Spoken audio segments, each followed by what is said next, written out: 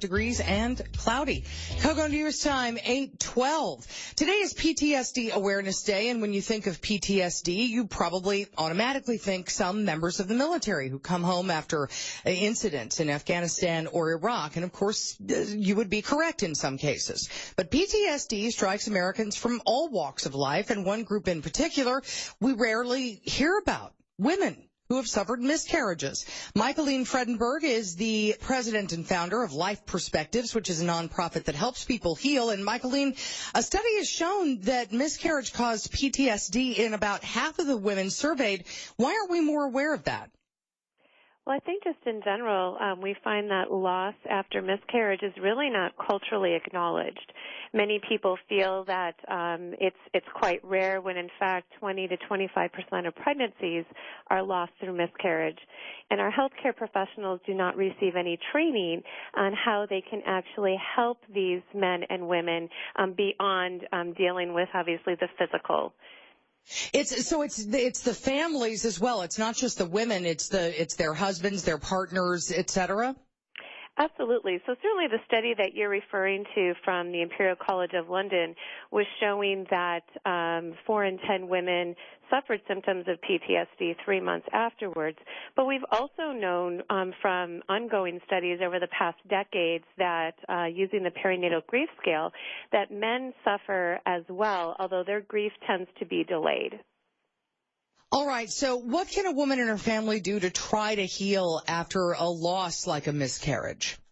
Well, certainly one of the most important things is to be able to talk about it and to be able to have their family and friends actually acknowledge this loss and treat it like you would any other loss of a family member, meaning sending cards, bringing meals, flowers, asking if they'd like to name their child or have a memorial service. Now, some people won't want to do that, but for many, this will be very important and significant for them and will help them in those weeks and months as they're working through the grieving process.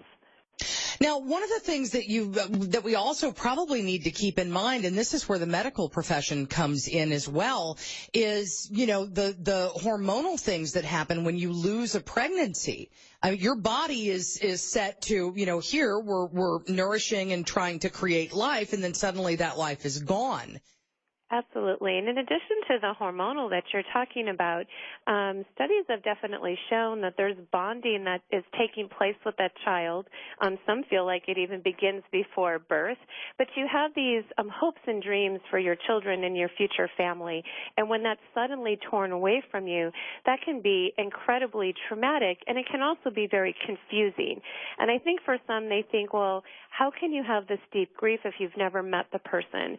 And yet, when you talk with men and women who've suffered miscarriage, that child is very real to them, and that is why it's so important to acknowledge and to go through, and with medical professionals, to have the proper training, not only in the physical and hormonal symptoms, but also in acknowledging that loss, providing them with some grief education and resources, because their reaction is going to make a huge difference on whether or not that couple feels like they are entitled to their grief and that they're able to talk to others about it.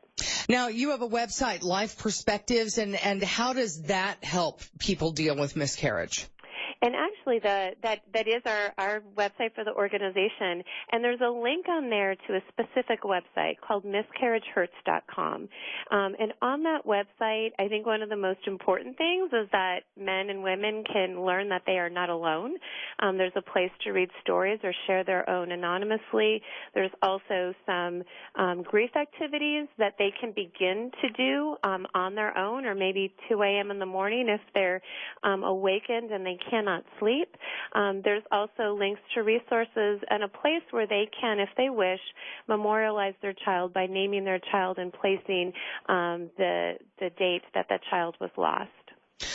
All right. Thank you so much, Michaeline Fredenberg, joining us here on the KOGO News Live line. And it's lifeperspectives.com if you are looking for information. KOGO News Time, 8:16. What one millennium